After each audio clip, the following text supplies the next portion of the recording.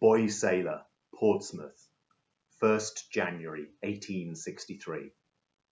Remember what we said now, Charlie, they asked. Father gave permission.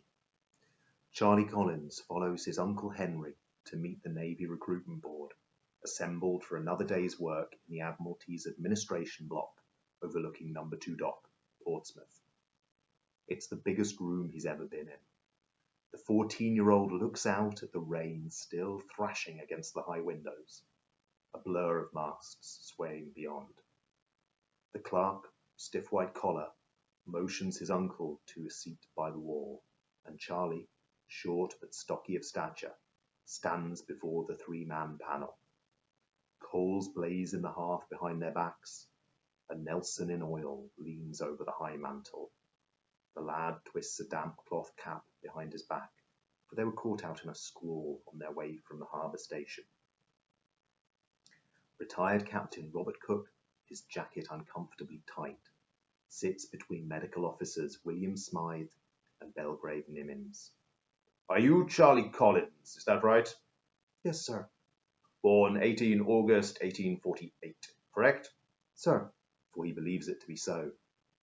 The three officers are appointed under Admiralty regulations, with examining today's clutch of volunteer boy sailors.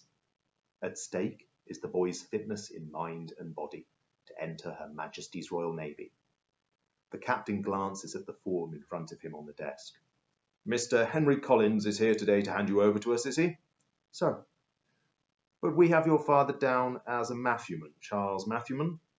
Now why then, boy grips his hat, do you want to become a sailor in the Royal Navy of Queen Victoria?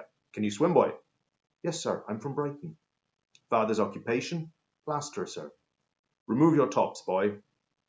Medical Officer William Smythe gets up from behind the desk and leads the boy to a measuring stick by the wall, looks him in the eyes. Make a note, he says to the clerk.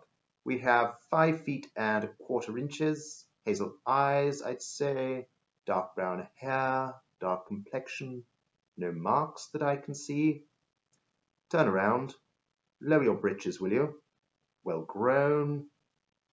Now dress yourself, take your time. Now you are desirous to be entered for 10 years' service in Her Majesty's Navy when you reach the age of 18. I am, sir.